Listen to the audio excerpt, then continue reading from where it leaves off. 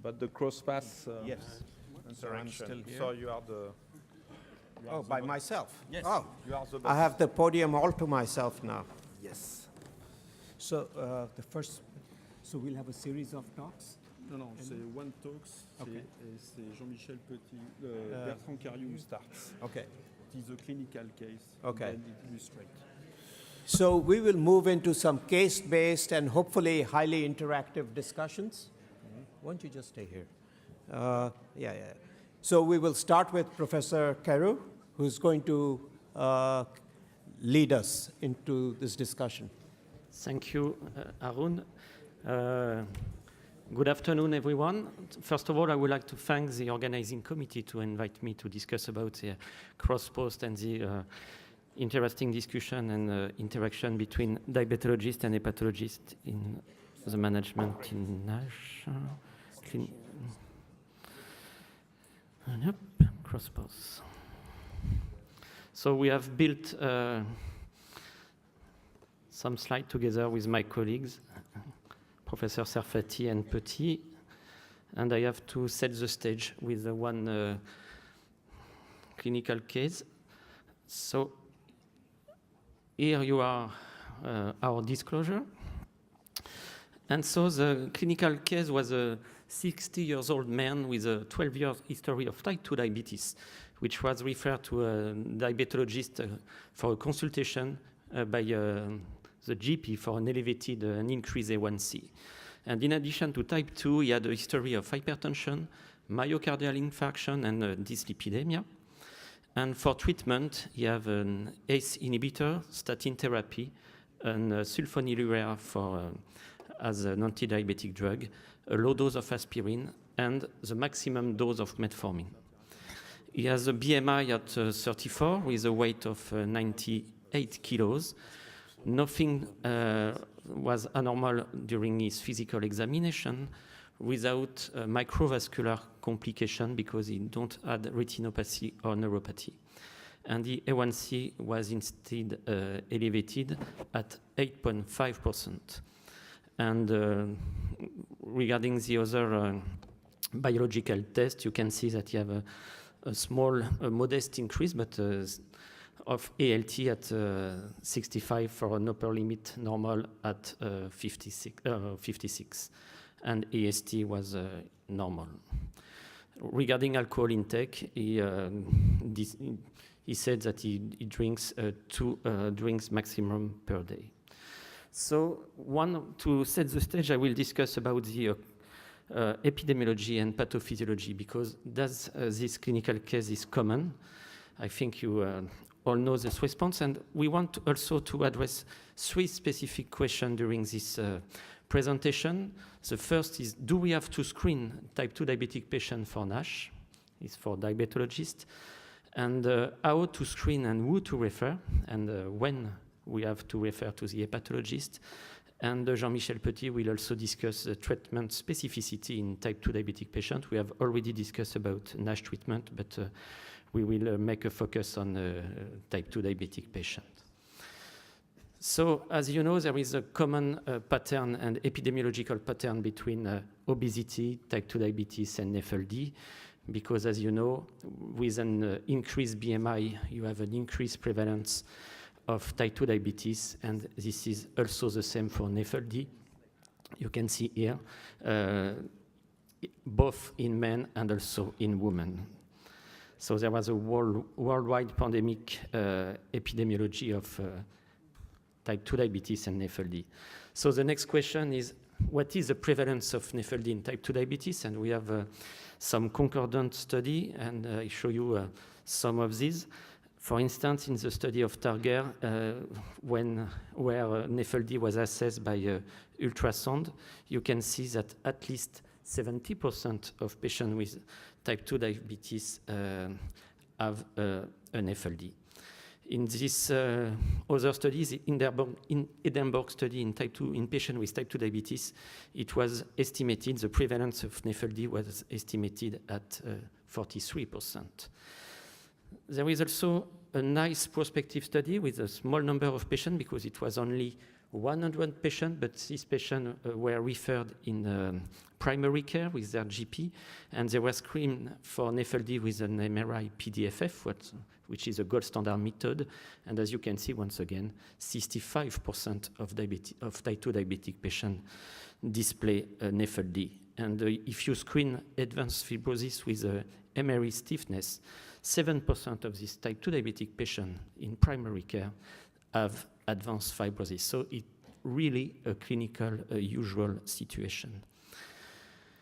The next question is, finally, when we discuss about NAFLD and type 2, it's clearly an egg and a chicken story, because does it NAFLD and NASH that promote insulin resistance of type 2 diabetes, or conversely, does insulin resistance promote NAFLD and NASH? And I think it's a really bidirectional relationship between these two conditions. We can state that NASH is the liver component of the metabolic syndrome. You know that metabolic syndrome is associated with chronic overnutrition leading to visceral obesity, a kind of lipotoxic effect with an increase in free fatty acid leading to insulin resistance. And metabolic syndrome was defined by the association of alteration in glucose homeostasis with type 2 diabetes or impaired fasting plasma glucose, combined dyslipidemia, hypertension, leading to atherosclerosis and cardiovascular disease. And clearly, NASH is very frequent in this situation, and once again is the liver condition of metabolic syndrome. Indeed, when you look at the correlation between hepatic triglyceride content measured by proton spectroscopy, you can find a nice correlation between liver fat content and all the components of metabolic syndrome, such as waist size, fasting plasma glucose, triglyceride, and HDL. And you have also an inverse correlation with liver fat and hepatic insulin sensitivity. I think it's very important to consider that NAFLD is a risk factor for new onset type 2 diabetes, because as a pathologist, you can see a lot of patients with NAFLD. If you look in the Framingham cohort with the 20 years of follow-up, if you look at the level of EST, when you have an increase in EST and you adjust even for fasting plasma glucose or body weight change, you predict the risk of new onset diabetes. It is more stronger for ELT, but it's also significant for EST. And this is also true in patients with normal weight, overweight, and in obese patients. We have performed a small study in Nantes, which is a ITEDIAP study in which we have recruited 400 patients with prediabetes defined by impaired fasting plasma glucose, and we prospectively follow up these patients every year during 5 years, and a significant number of these patients develop new onset diabetes during the 5 years of follow-up, at least 1/3 of the patients, and my legend has disappeared, but it's a tertile of fatty liver index reflecting liver steatosis and basically NAFLD. As you can see, patients with a higher tertile of FLE really develop more quickly and more significantly more new onset diabetes than patients with a lower tertile of FLE. So clearly, NAFLD is a risk factor for type 2 diabetes. And the first take-home message is that the hepatologist should screen for type 2 diabetes in patients with NAFLD. So how to do this? You can basically screen for metabolic syndrome.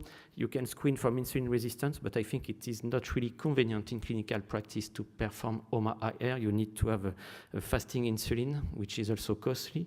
And you can also perform a no GTT, but to my opinion, in clinical practice, if you only perform FPG and A1C, you can detect patient with diabetes, and if you have an A1C more than 6.4%, you can diagnose type 2 diabetes in your patient. The second point and the second way to the relationship between NAFLD and type 2 diabetes is that type 2 diabetes and the risk of liver fibrosis. And finally, there was type 2 diabetes and insulin resistance can promote really and worsen fibrosis and also hepatocellular carcinoma. And I show you very few slides on this. Here you have, in this study, you have the variables which are significantly associated with fibrosis. And you can see here in all the patients, HOMA-IR reflecting insulin resistance and diabetes or glucose intolerance predict the onset of fibrosis, even in patients with normal ELT. In the French multicentric prospective CETOL study, you can see also that the factor associated with significant fibrosis, even after multivariate analysis, is diabetes, and you have a more than fourfold risk of significant fibrosis when you have some diabetes. And finally, type 2 diabetes is also a significant risk factor for the occurrence of hepatocellular carcinoma. So clearly, the next take-home message is that diabetologists should screen for NASH, and there is indeed some common guideline between the European Association Study for the Liver, for the diabetes, or for obesity. And basically, this guideline states that all patients with type 2 diabetes should be screened for NAFLD. So how can we do this? Because clearly, I think if we go to an universal screening for NASH, I think for our colleague hepatologists, perhaps it could be very difficult to screen all of these patients, and I would like to invite Laurence to discuss this. Thank you.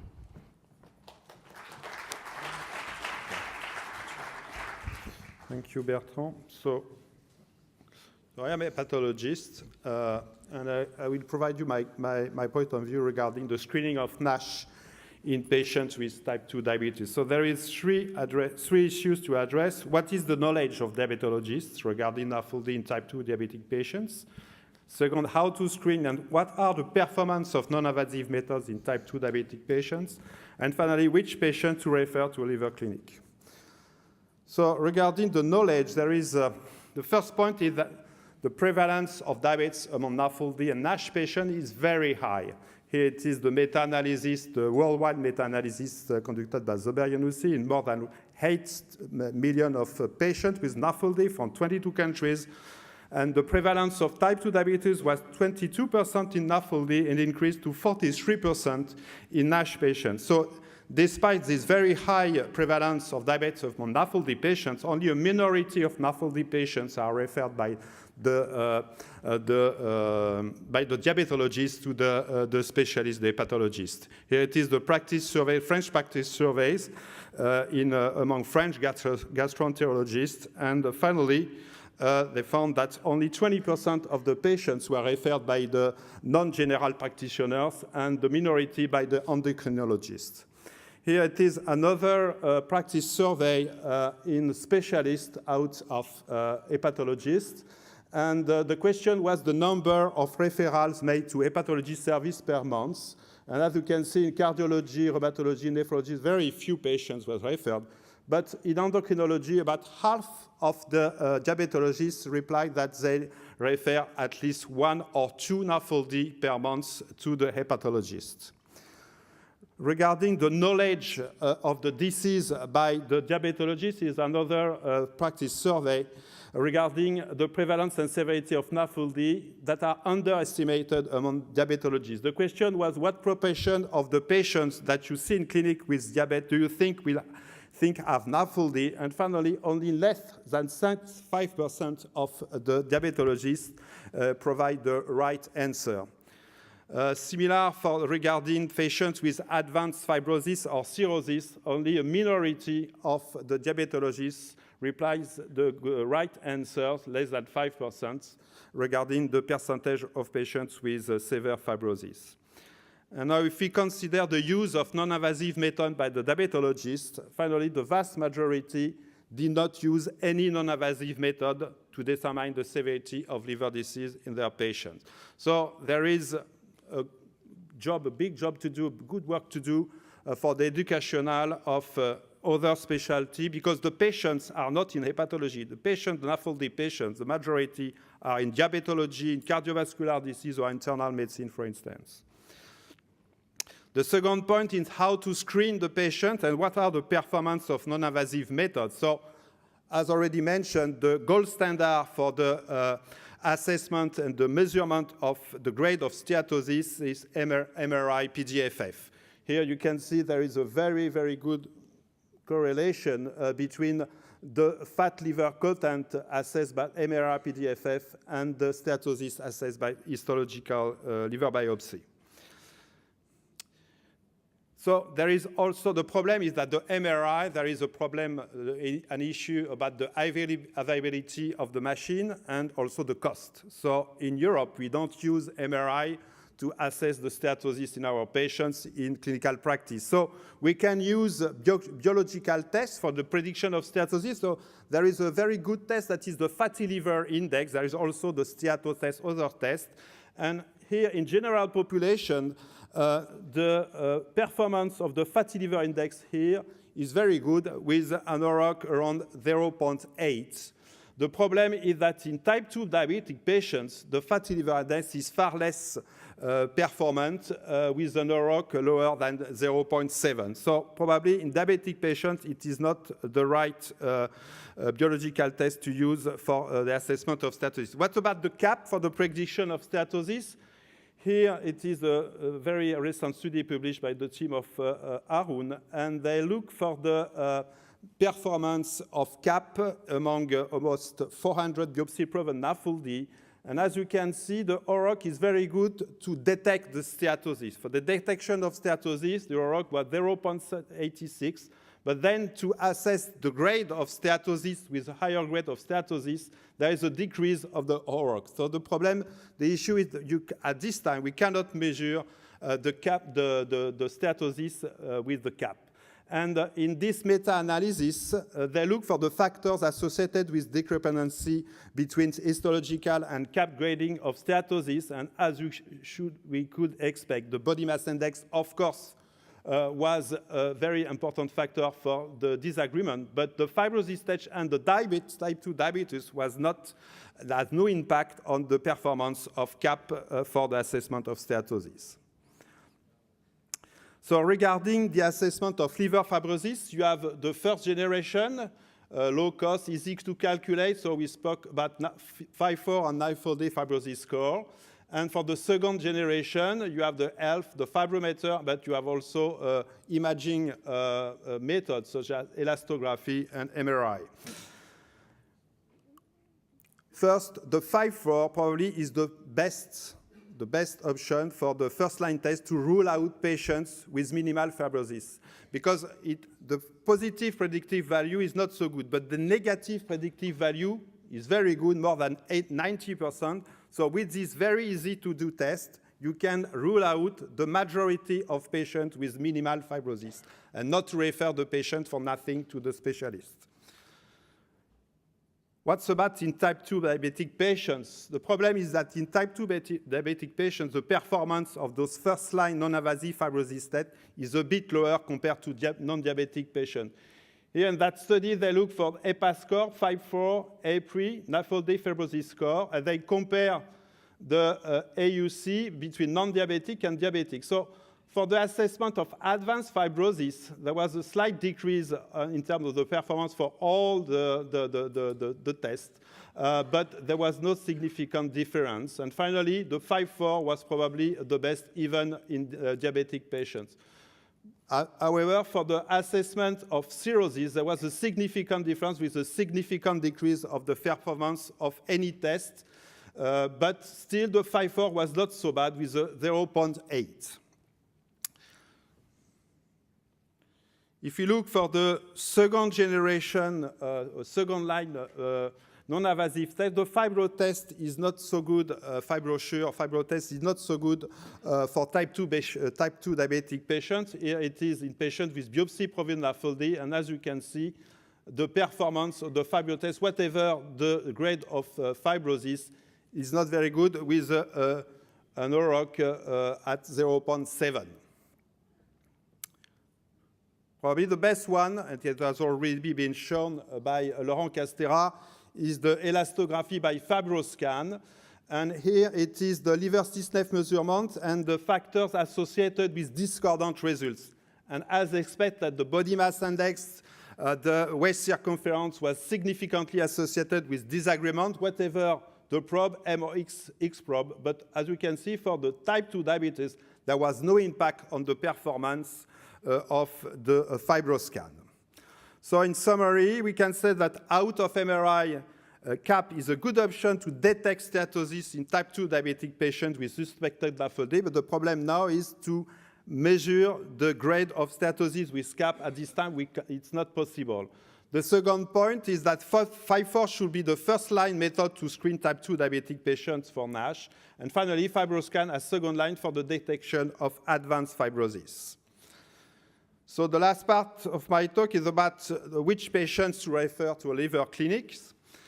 So if we consider the EASL American and European guidelines, there is a discrepancy because for the US, there is no recommendation for the screening of the patient because there is poor evidence for long-term benefits and cost-effectiveness, while in European clinical practice, there is recommendation for the screening of patients, especially patients with risk for fibrosis, 50 years old, type 2 diabetes, or metabolic syndrome. So if we consider the algorithm that was shown, that was provided by the EASL guidelines, if we up what's going on if we apply this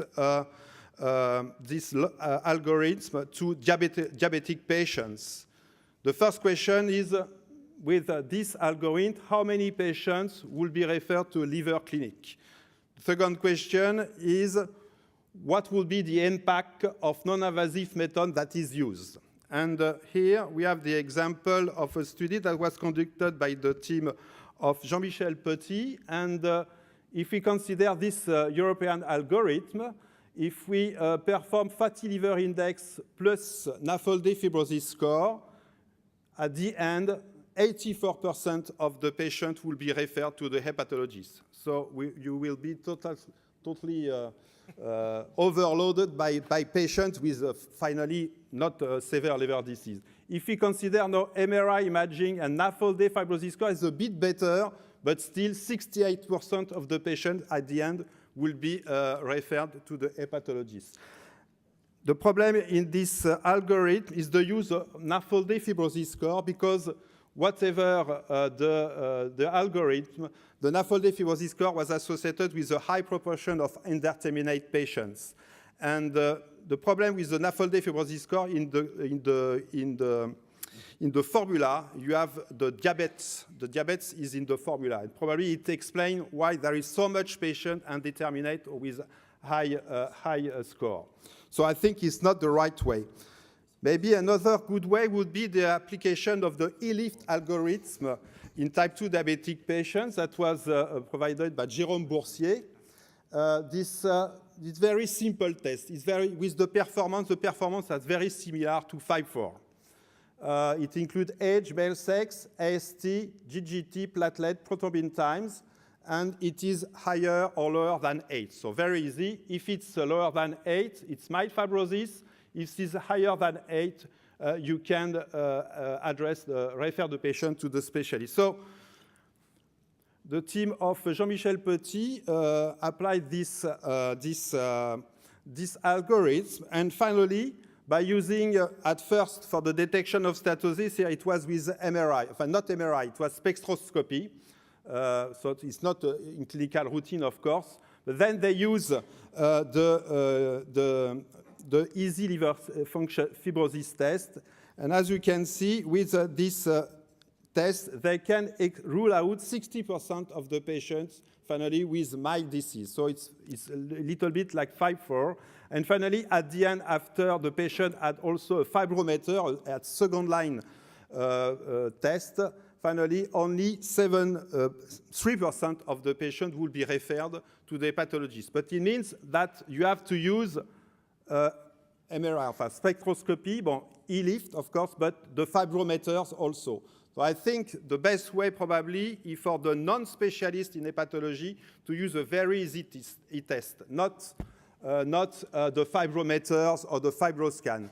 So you can use probably the ELIFT, but finally here I provide you an algorithm very similar to the one that was published in gastroenterology, the NEST gastroenterology by Laurent Castera, but very similar. So in type 2 diabetic patients with suspected NAFLD, first you have to evaluate alcohol consumption.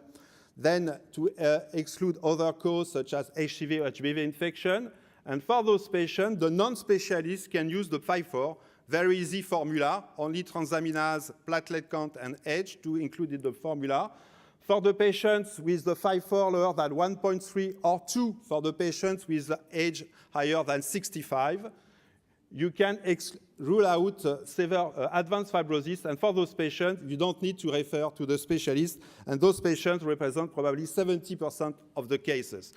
So it means the 30% of cases you have to refer to the hepatologist are patients with a score higher than 1.3 or 2 to the secondary care, and then in the hepatology, in the liver clinic, we can use other second-generation tests, such as FibroScan, and according to the FibroScan assessment, we can have indication or not of liver biopsy. For the patient with high level of FibroScan, higher than 15, probably if you don't have to include the patients in the in a trial, probably you don't need to perform a liver biopsy, but monitor the patient as a cirrhotic with ultrasonography every 6 months.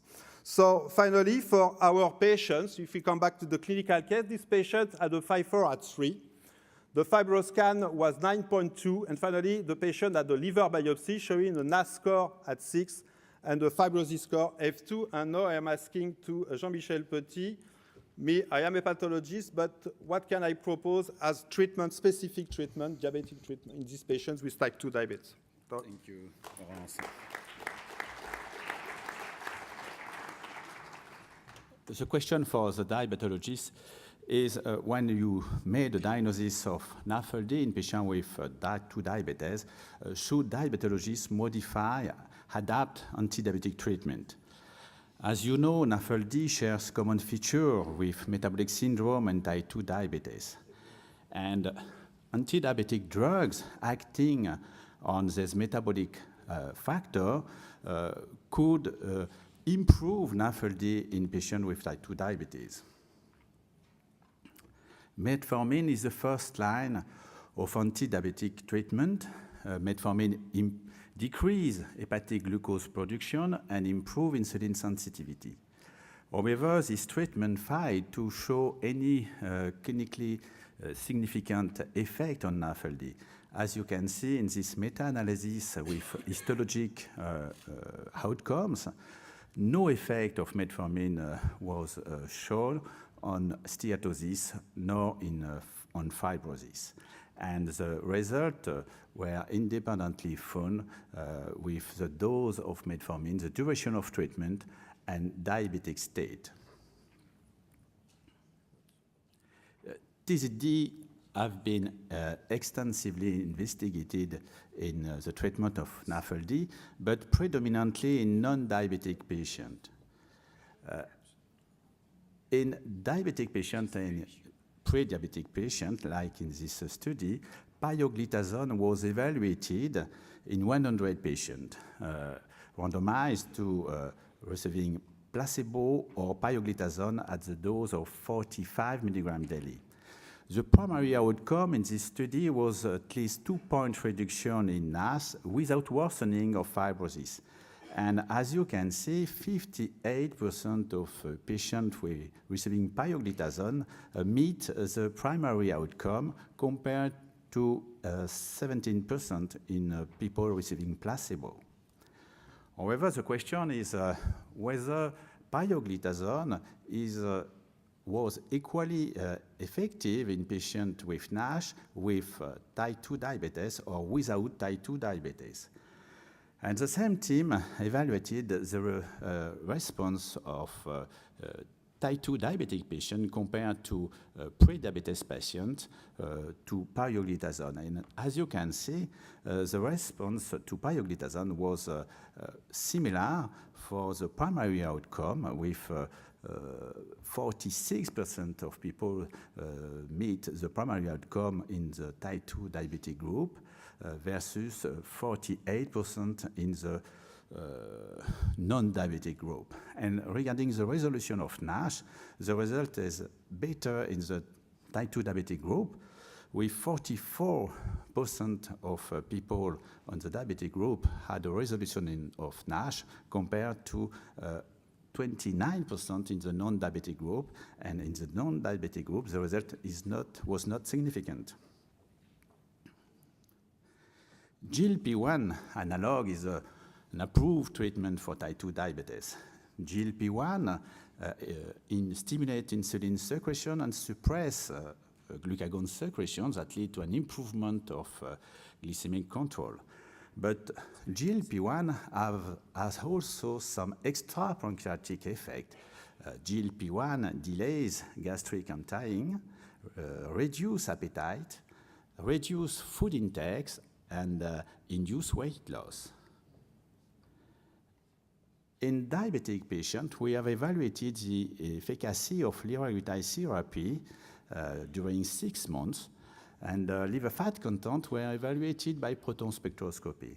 And as you can see in this slide, reduction of liver fat content by 31% were obtained by 6 months of treatment with liraglutide.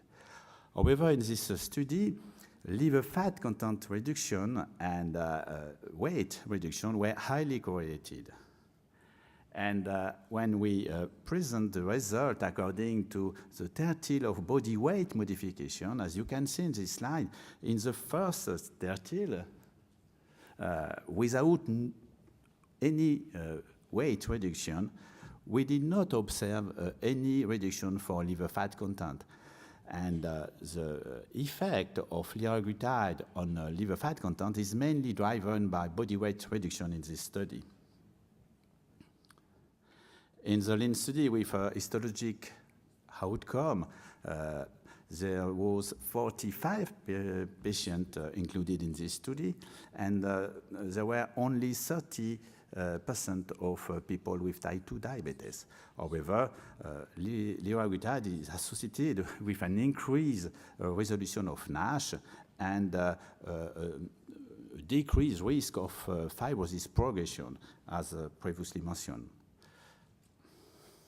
SGLT2 inhibitor is a new therapeutic class to treat type 2 diabetes. This drug inhibits the reabsorption of glucose by the kidney, inducing glucosuria. And as you know, patients with SGLT2 inhibitor excrete by the kidney 80 grams of glucose per day in individuals with normal kidney function. This loss of energy leads to a weight loss, interesting for the treatment of NAFLD. In patients with type 2 diabetes, epagliflozin, an SGLT2 inhibitor, have been compared to pioglitazone with, for the primary outcome, the improvement for liver to spleen ratio. And as you can see in this slide, the result was quite similar for epagliflozin to pioglitazone. The result was similar for the increased liver to spleen ratio and to the reduction of liver enzyme. Empagliflozin, another SGLT2 inhibitor, have been tested in patients with type 2 diabetes, and the primary outcome was liver fat evaluated by MRI, and as you can see, empagliflozin led to a reduction of 30% of liver fat content. This result was highly significant compared to the non-significant reduction in the control group. For this patient, we decided to introduce a treatment by GLP-1 analog. Our objective were to improve glycated hemoglobin, to obtain a reduction of body weight, to improve liver function, but we need also to take into account the past medical history of myocardial infarction in this patient. And as you know, GLP-1 analog in patients with previous myocardial infarction is associated with a reduction of 22% of deaths from a cardiovascular cause. And for this patient, we decided to privilege GLP-1 analog. 6 years later, unfortunately, this patient developed cirrhosis. And the question for diabetologists, but also hepatologists, is how does the diagnosis of cirrhosis affect diabetes management? Quickly. As you know, there is some particularities of the management of diabetes in patients with cirrhosis regarding the diagnosis and evaluation of glycemic control, the use of antidiabetic drug, and also the risk of adverse effect.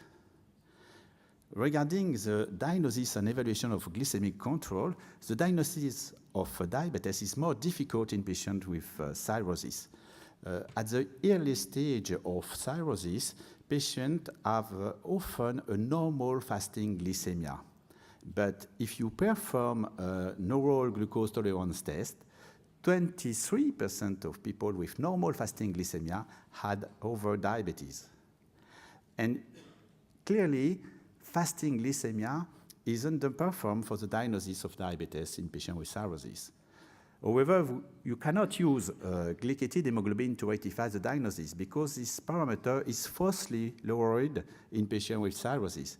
In the study by Lawson, in patients with cirrhosis, the dosage of glycated hemoglobin is below the normal range for 40% of people with cirrhosis.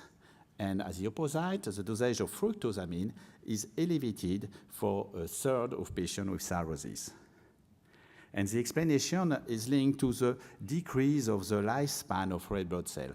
Anemia, portal hypertension, hemolysis, nutritional deficiency lead to a decrease of lifespan of red blood cells with a decreased time of glycation in the circulation, leading to glycated hemoglobin fastly lowered.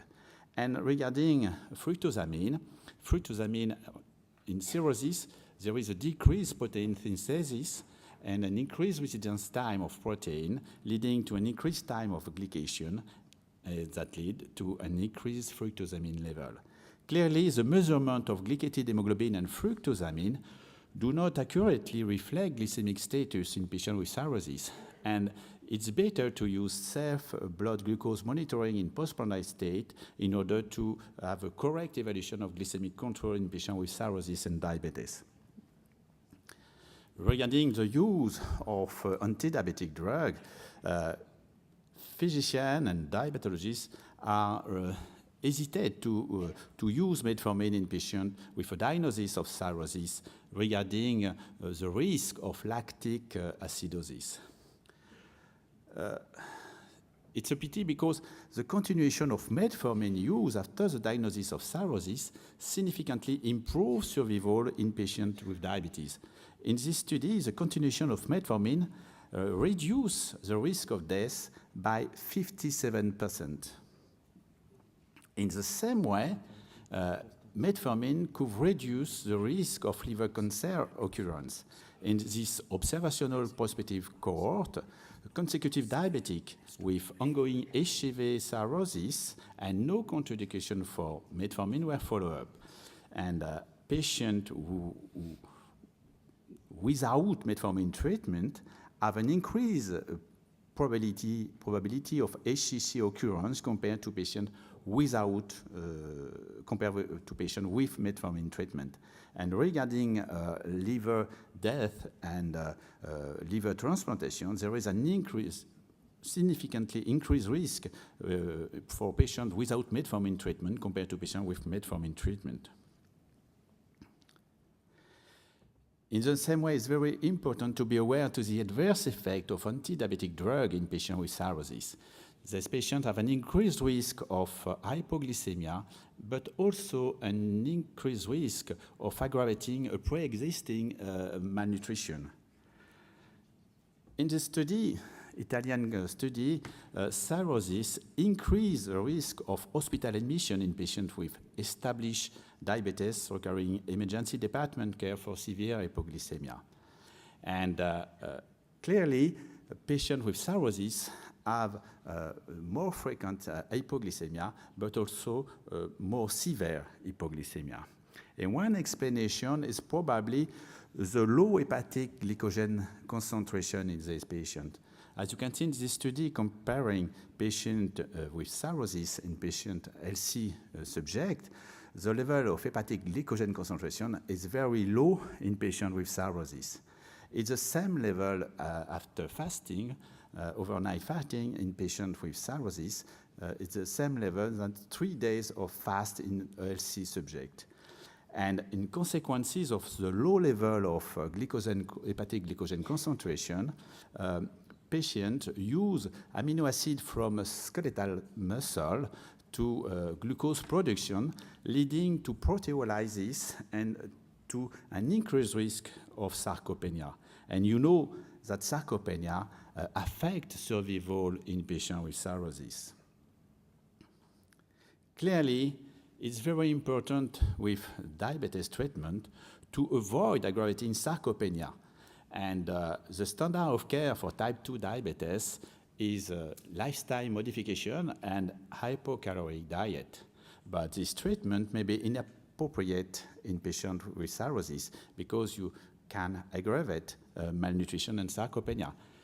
Regarding the treatment, GLP-1 analog reduce appetite and reduce food intake.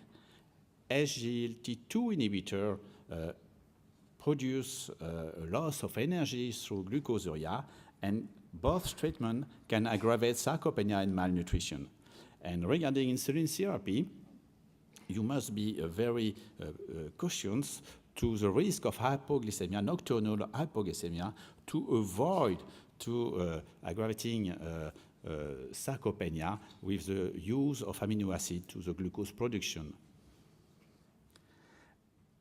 In summary, in patients with diabetes, anti-diabetic drugs should be adapted to the diagnosis and the severity of NAFLD. Pioglitazone is effective in patients with type 2 diabetes for the long-term treatment of NASH. GLP-1 analog and SGLT2 inhibitor have benefit against NAFLD, but mainly driven by lost weight.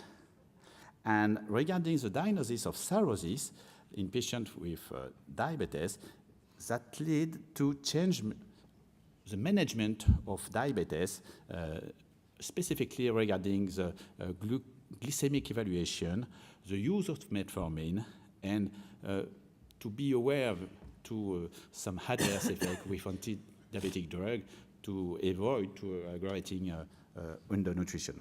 Thank you. Okay. This is now open for questions.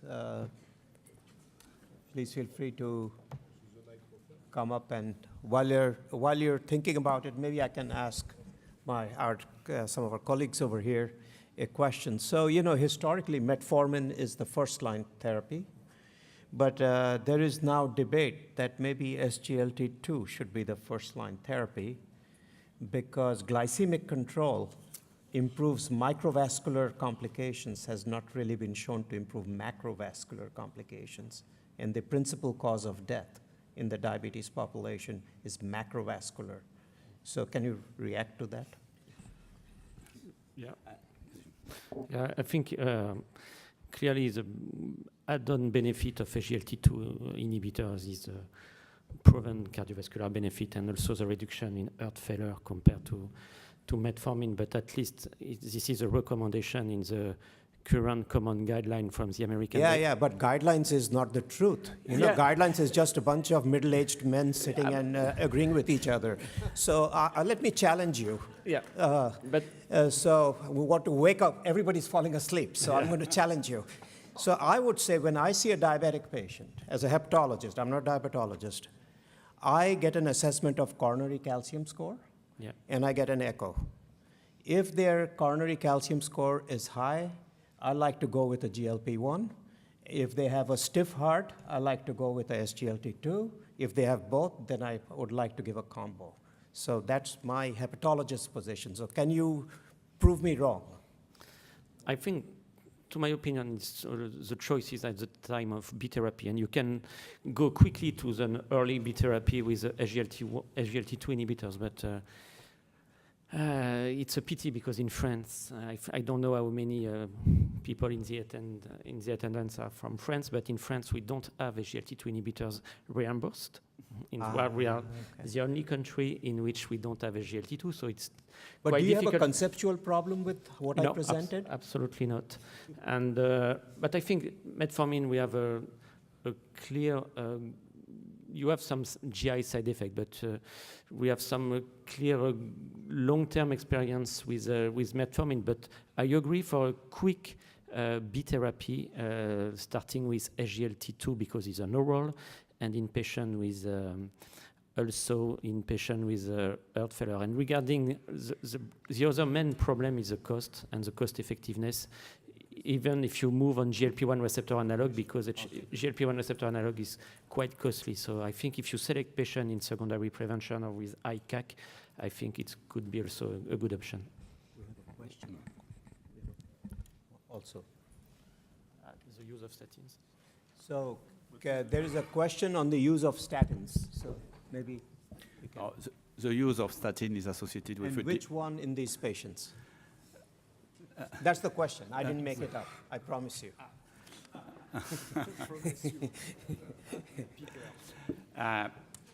In this patient, it's logical to treat by statin effectively because we can expect the prevention for the secondary myocardial event, and also because there is probably a favorable effect on NAFLD in this patient, and it's normal to keep statin therapy in this patient. Peter? Well, regarding the treatment of diabetes in cirrhotic patients, 2 comments. One is the risk of low glycogen in the liver, and we used to recommend a nighttime snack to prevent it.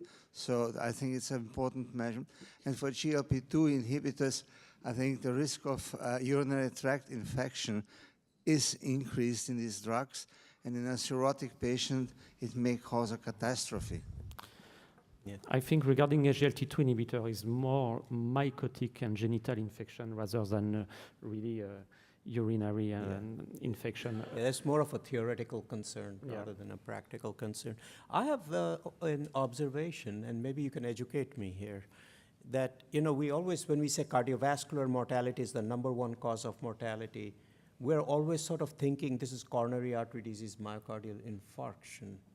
But as we look at our own data, what we're seeing is more people with heart failure, with preserved ejection fraction, and we're seeing a lot of sudden deaths, patients being found dead by the family member. They go to sleep, and in the morning they're dead, or they suddenly, and a lot of these sudden deaths, which were previously attributed to myocardial infarction, could they be just arrhythmias? I'm very concerned that, with overtreatment of diabetes, if you get hypoglycemia, your QTC prolongs with hypoglycemia, and you also become hypothermic with hypoglycemia. And I think at least in the diabetes field, correct me if I'm wrong, there's some concern that overtreatment may lead to excess mortality by prolongation of the QTC. So for our practitioners, particularly the cirrhotic population who have poor glycogen stores, avoiding that hypoglycemia is really an important message. Yeah. Would you agree? I think it's quite more complex. It is clear that hypoglycemia is a marker of frailty in patients with diabetes. If you have a diabetic patient with severe hypo, he has an increased risk of death, increased risk of cardiovascular death, increased risk of cancer. And the big concern and the big discussion is causality between hypoglycemia and arrhythmia or cardiovascular death. And to my knowledge, there was no direct proof. And you look at the studies such as ACCORD study, or in which you have an intensification of glycemic control, and when you drop the A1C level too low, you increase the risk of hypoglycemia. But there was no proof that hypoglycemia kills the patient. Hypoglycemia is a marker of frailty, and I think this is very important to catch. And also, you have to adapt and to choose the treatment at very low risk of hypo in this patient. Okay. And I agree with your comment regarding the late SNAC in patients with cirrhosis. I think the objective is not to obtain a good diabetic control, but the prognosis is for the liver more for the diabetes. And if you give a late snack, evening snack in this patient with cirrhosis and diabetes, you improve fat-free mass and you decrease sarcopenia, and probably you improve the survival in this patient. And it's a good thing to give a late snack in this patient. So one thing none of you mentioned was sleep apnea. So we see it is very prevalent in our obese cirrhotic NASH, or even non-cirrhotic. In the obese NASH population, it is quite common, and there's at least some literature linking the severity of sleep apnea to the severity of the NASH, but obviously there's a well-established linkage to cardiovascular outcomes. So can you comment on your practices on when you screen, how do you screen, what recommendation would you give, when, if, or do you recommend checking for sleep apnea? I think we need to screen all patients with clinical sign. It's mandatory, but it's difficult to perform a screening for all patients because the screening must be done at home to be more performant.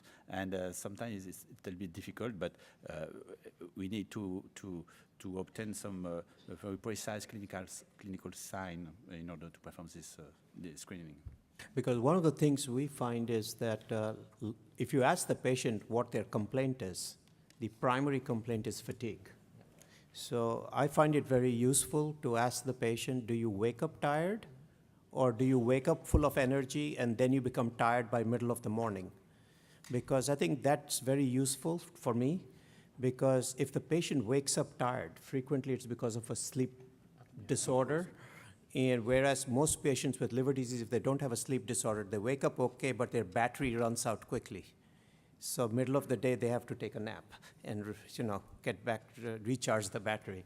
So I think I find that, along with the asking the family member if they have snoring, those two quite useful. There's a question.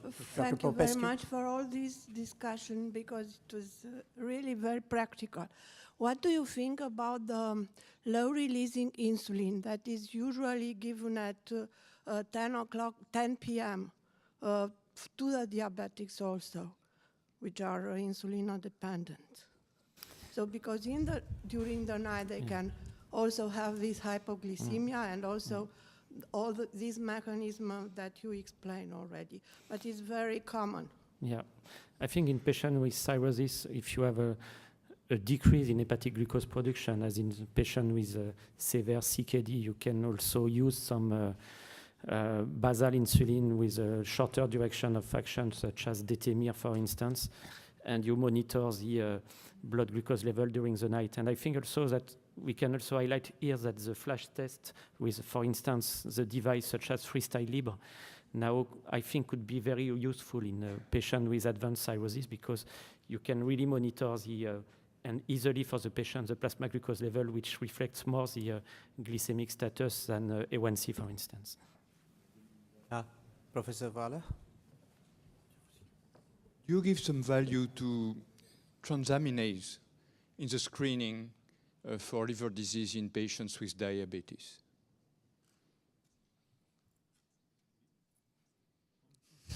Who are you? Who was the question? I didn't speak about transaminase, only about 5-4. Yeah. It's a very simple question. Yeah, but you mean, okay, you mean, Yes, Monsieur. I didn't speak about transaminase. Okay. Simple questions are There's the most some- dangerous ones. Yeah. I have to be very careful. Yes, transaminase. The transaminase probably is a good marker. The problem is that the majority of patients with mild elevation of transaminase, they are not referred to the hepatologist. That's why with the 5-4 it's better, because you really cut off and you say, okay, more than 2, you have to refer the patients. And we have the experience with your diabetologist in my hospital, and they are very confident with the 5-4, because before the 5-4, they didn't refer any patients with elevated transaminase. But as we mentioned, yeah, transaminase, if all the patients with elevated transaminase, let's say, twice within 6 months will be referred to a hepatologist, probably we can screen a lot of patients with liver disease, whatever the liver disease. I totally agree. So there is a question about the mechanism by which SGLT2s may improve NASH. And I think what it does is you excrete glucose, and essentially glucose is a very important substrate for energy metabolism. So you switch back and forth between glucose and fat all day long based on availability of substrate. So if you are reducing the availability of glucose because you're getting it out in the urine, then you are forcing the body to use fat to turn it into for metabolic substrate. So you help mobilize the fat stores, and you divert the fat from going into you help the metabolic flexibility in that state. Number two, what happens is that when you normally have insulin resistance, you have impairment of glucose uptake by skeletal muscle. That's one of the fundamental defects. And that excess glucose after a meal is available to the liver, where it is substrate for de novo lipogenesis and formation of fatty liver. So now you're getting rid of all that glucose in the urine. So you're not only forcing the muscle to use fat, but you're also actually taking that glucose, which would normally have gone into the liver, and getting it out into the urine. So I think those are the proposed mechanisms by which SGLT2s work. They are now also been shown to improve eGFR. So this is very exciting data because that's a field which has had no movement for 2 or 3 decades. And when you get glycosuria, when you actually reabsorb glucose, if you have a high glucose load and you're reabsorbing a lot of glucose in the proximal tubule, the glucose uptake and movement through the proximal tubular cell induces oxidative stress and generates inflammatory signals in the proximal tubule. It also affects glomerulotubular balance because of the osmotic load and the amount of sodium that comes through, which feeds back into this hyperfiltration through the macula densa. So by actually getting rid of all that glucose, also the SGLT2s are helping the kidneys. Yeah, if I may, there was also perhaps a role with the glucagon, with an increased secretion of glucagon, because you increase glucosuria, you reduce glycemia, you reduce insulinemia, and there was some studies suggesting that there was a direct effect of SGLT2 inhibitors on alpha cell for rising glucagon secretion, leading to an increased ketogenosis, and you have an increase in ketone levels that has a good fuel substrate, but you can have some case in patients where the more insulinopenic patient, you have some increased rate of ketoacidosis. So in a frail patient under basal bolus insulin therapy, I think you have to be aware of and monitor ketoacidosis. So very quick, last 2 one-line answers from Professor Sarfati. What is your recommendation for alcohol in this patient? No alcohol. Okay. I said 1 line, not 1 word. Anyway, 2 words. Okay. That can be debated with him in the break. And what do you do with your patient with NASH whose weight is normal? There is a very recent published study showing that in patients with normal weights with diets, there is an improvement of NASH even in patients with normal body mass index. Yes, it's really not about body mass index. It is about adiposity and the location of the adipose tissue. So you could have a body mass index of 20, but if your body fat is increased and it's in the middle of in your abdomen, then you have, or in your visceral epicardium, then you have a problem. So you have to measure the waist circumference. Yeah. So the same treatment principles apply. I think with that we can. Tu peux faire une annonce pour Paris-NASH? Oh, yeah. Yeah, so thank you for the expert for the presentation and the very interactive discussion. Just would like to just to say to you that there is the Paris-NASH Symposium that will be held in the beginning of July in 2019. It is the the 5th edition, and you can book and to come to Paris at this time. It's very nice, and it's a 2 days meeting with all the new scientific issue in NASH that you can ask. So thank you, and have a nice break.